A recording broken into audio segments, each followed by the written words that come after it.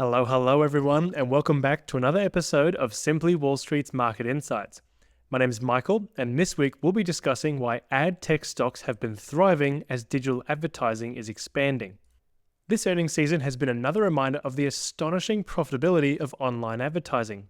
3 out of the 7 most valuable companies in the world earn a big chunk, if not all, of their revenue from ads. Antitrust legislation and the emergence of LLMs means there could be some changes ahead for the industry. So this week, we are taking a closer look at digital advertising and ad tech and why many companies are getting into the space. Before we dive into what happened in markets this week though, here's our quote of the week from Jeff Bezos. "It's hard to find things that won't sell online." Now, let's dive in. Here's a quick summary of what's been going on. Firstly, from Bloomberg, the DOJ is pushing Google to sell Chrome. What's our take? If the DOJ gets its way, Chrome could be up for grabs. Should a sale occur, some estimate it could sell for at least $15 to $20 billion, given the browser doesn't generate revenue but is more of a key data provider for its ads business. Current antitrust scrutiny on other big tech players means finding an interested buyer who has big enough pockets and would be approved by the FTC might be tricky. The judge can decide at a later date if a sale is necessary. That decision will be based on whether previous recommendations around data licensing, Android, and AI are effective at creating a more competitive market. Next up from Reuters. USD rally continues as jobless claims fall to 7-month low. What's our take on this news? Continued USD strength could mask the impact of tariffs. The outlook for the USD, interest rates, inflation, and trade is getting complicated. Global investors believe Donald Trump's election win will be good for the US economy and stock market. That's one reason for money to flow into the USD. The other reason is that Trump's campaign promises are generally regarded as inflationary, which would result in higher interest rates and make the USD more attractive than other currencies. If the USD continues to rise, it would make imports cheaper for US consumers, and that could offset the effect of a 10% tariff, though probably not a 60% tariff. If the oil price remains under pressure, that could also offset the impact of tariffs. Trump wants to drill baby drill, which would pressure the price eventually. It's not quite as simple as turning the tap on and off though. To complicate matters even more, Trump actually wants a weaker US dollar to make US exports more competitive. In this case, he might struggle to get everything he wants. Next up from Yahoo. Ray Dalio's Bridgewater team files for retail ETF. What's our take on this news? Now you don't need millions to invest in Ray Dalio's all-weather strategy. Bridgewater believes that while traditional asset allocations have worked over the past few decades, there is a wide range of possible economic environments coming. Their approach aims to generate returns no matter what happens. They're partnering with State Street to host the ETF, but there are no details on a ticker symbol or expense ratio just yet. If you like Bridgewater's philosophy and approach, soon you'll be able to get simple ETF exposure to it without needing to be a billionaire. Next up from Forbes. Nvidia's flat despite another record quarter. What's our take on this news? It's hard to grow at a breakneck pace for a long time, and the market seems to know that. Despite beating estimates in both revenue and earnings and improving its outlook, the market still wasn't too impressed. It's probably because the guidance of 7% quarter-on-quarter sales growth for Q4 would imply the slowest quarterly growth since January of 2023. While Nvidia's reports are an important leading indicator for other companies' AI capex spending, the fact that the market is so obsessed with one company's earnings is still somewhat concerning. Next up from Axios. Many industries will be hit hard by Trump's immigration crackdown. What's our take on this news? The human and economic tolls from mass deportation would be significant. Some estimates believe that the deportation operation could cost up to $315 billion and reduce GDP by 4 to 6%, which is similar to the GFC period. As for the worker side, industries like hospitality, construction, agriculture, and healthcare would likely face large labor shortages. If that's the case, expect delays, higher costs, and you guessed it, inflation. And lastly, from Bloomberg, Target shares fall as slow rebound frustrates investors. What's our take on this news? The issues for Target are both a weak consumer and internal challenges. the market wants more evidence of the turnaround plan working. The likes of Walmart and Costco are doing well and raising their guidance, but Target is struggling to do the same. A few areas around inventory management and product assortment are weighing on the company's ability to improve sales. Despite it being a competitive market, Target's challenges are internal with operations as much as they are external with market forces. Now, let's dive into the main piece. The tailwinds driving digital advertising. According to a recent study, global ad revenue is on the verge of crossing the $1 trillion mark, with about 2/3 of that now being spent on digital platforms. Digital ad spend continues to increase at around 10% annually, while spend on traditional channels remains flat. There are three big tailwinds behind digital ad spend. Digital advertising includes any advertising that reaches its audience via a connected device. That typically means mobile phone, tablet, PC, or smart TV. Traditional advertising includes satellite and cable television, radio, print advertising, and billboards. The first advantage digital channels have is that advertisers need to go where the audience is.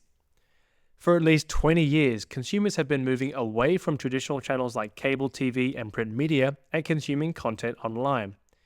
Many of the consumers who used to watch cable TV have cut the cord and moved to streaming services like Netflix.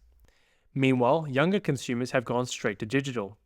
The chart below from Charter shows just how clear the trend is for Comcast. Some traditional channels are still quite profitable, but audiences are shrinking and those ad dollars need to move to new channels. The second tailwind is the way digital media has become fragmented. 30 years ago, advertisers could only reach consumers via a handful of newspapers and TV networks. Radio ads could target slightly narrower audiences, but advertisers generally had to use the same channel whether they were selling washing powder or luxury vehicles. They had to pay to put ads in front of millions of people who were never part of their target. Today, there's a multitude of new channels, including websites, social media apps, podcasts, long and short form video, and streaming video services. Some of those platforms have millions of individual channels, each catering to a very specific target market. The more precise an advertiser can be when targeting their audience, the higher their return on investment will be. The higher their return on investment, the more they will spend on advertising. The third tailwind is technology and data. Digital ads can be targeted to specific audiences using data about a channel's audience. The effectiveness of ads can also be measured, and in many cases, advertisers only pay when the consumers respond to an ad. Being able to measure the response to a campaign means advertisers know exactly what their ROI is and how much they are prepared to spend. With traditional channels, it's always a guessing game, and advertisers need to build in a margin of safety. Measurable ROIs also allow for testing and optimization. Again, this increases the ROI, which leads to higher ad spend. Long before everyone was talking about generative AI, Google and Facebook were using machine learning to optimize their platforms and deliver value to advertisers. Now, with the help of generative AI, they are able to deliver even more value. AI brings down the cost of creating content, which further increases the return for advertisers and for those platforms. Now let's talk about the big three. Digital advertising is dominated by just three companies. Amazon was late to the party, but is now the third largest ad platform in the world behind Alphabet and Meta. In 2023, those three companies earned over 60% of global digital ad revenue. By some estimates, they earn more than 70% of each year's growth in global ad revenue. The dominance of those three companies might be the best example of the power of network effects in the world. As more users join each platform, it becomes more valuable to other consumers and to users. And then, growing ad revenue allows the companies to invest in more AI development and hardware and maintain their edge over competitors. It's unlikely that the big three will lose their position anytime soon, even with antitrust action from regulators. But there is a new frontier for advertisers and for investors in the form of streaming services. The likes of Netflix, Disney, Spotify, and other video and music streaming services are building advertising businesses. With ad-supported subscription plans, these platforms can expand their addressable markets. The ad businesses are still small, but growth could accelerate quickly when they have big enough audiences to really attract advertisers. Now let's talk about AdTech's potential. While the big online platforms control most of the value in the digital ad ecosystem, AdTech platforms offer the potential for more upside simply because they are so small. We recently mentioned AppLovin, which has been an even bigger winner from AI in 2024 than Nvidia, with revenue up 38% and operating income up 187% in 12 months. One of the advantages of the ad business is that revenue can increase much faster than costs when a company gains traction. AppLovin is part of the AdTech ecosystem that matches advertisers and digital media platforms. Digital ad impressions, or ad space, are traded in real time via a network of exchanges and platforms. These include 1. Demand-side platforms known as DSPs. These help advertisers buy impressions or ad space. Examples include AppLovin, The Trade Desk, and Adobe's Advertising Cloud. A DSP's role is to help advertisers buy impressions that offer the highest return on investment. Secondly, there's supply-side platforms, or SSPs. These help publishers sell impressions at the highest possible rate. SSPs connect publishers with DSPs and ad exchanges. They allow media companies to offer impressions to the largest possible pool of buyers and to set a minimum price for impressions. Examples of SSPs include PubMatic, Magnite, and Criteo, based in France. Thirdly, there's ad exchanges. These facilitate programmatic advertising between SSPs and DSPs or directly between buyers and sellers of impressions. And lastly, there's data management platforms. These help advertisers collect, manage, and analyze data to optimize their ad campaigns. Salesforce, Oracle, and Cloudera, which is private, are leading DMPs. Some companies like Roku, Xandr, owned by Microsoft, and OpenX, which is private, operate across the entire ecosystem. In addition, all the big platforms, including Meta and Google, have their own DSPs and SSPs. Small platforms still play an important role because advertisers want access to more than one platform. From an advertiser's point of view, Facebook may offer the greatest reach, but other platforms like Pinterest or Snap may offer higher return on investment from time to time. Media analysts reckon the digital ad market will continue to grow at about 9 to 10% annually, but they expect the ad tech market to grow at 14% a year through to 2030. However, the industry is continuously evolving and changing, and even more so with generative AI. Growing competition on both sides of the market means any company that can build tools to improve return on investment can have a place in the ecosystem. For help in finding advertising opportunities, here's our screener of the week.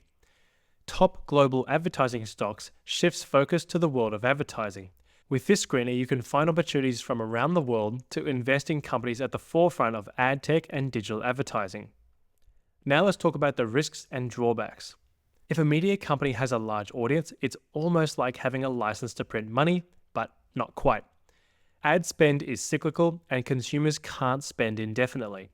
When consumers stop buying and ad campaigns stop generating sales, ad spend slows down. The silver lining is that a slowdown in consumer spending creates opportunities for long-term investors. When it comes to ad tech and even smaller social media platforms, it's important to consider how sustainable an edge they have. Sometimes a platform happens to have the right tech at the right time, but over time their edge gets eroded or their expenses increase faster than revenue.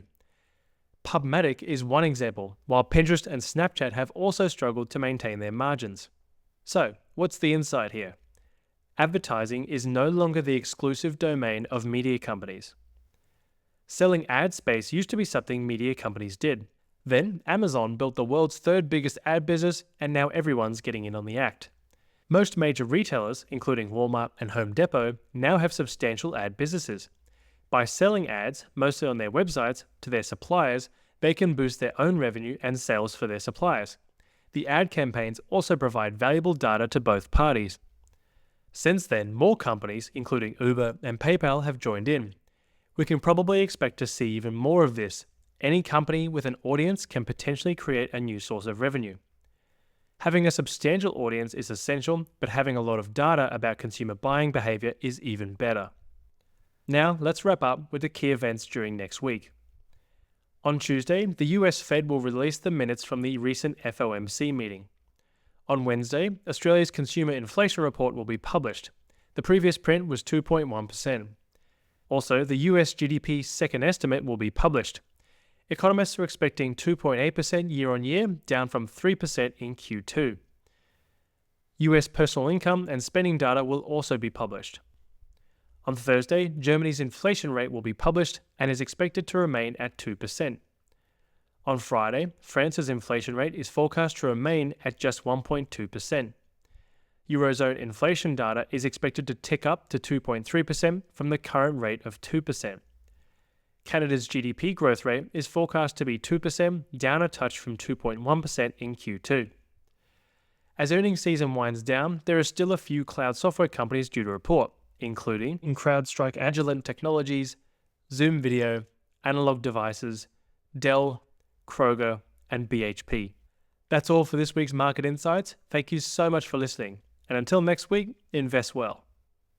Simply Wall Street analyst Richard Bowman and Simply Wall Street have no position in any of the companies mentioned. This recording is general in nature. We provide analysis based on historical data and analyst forecasts only, using an unbiased methodology, and our articles are not intended to be financial advice. It does not constitute a recommendation to buy or sell any stock, and does not take into account any of your objectives or your financial situation. We aim to bring you long-term, focused analysis driven by fundamental data.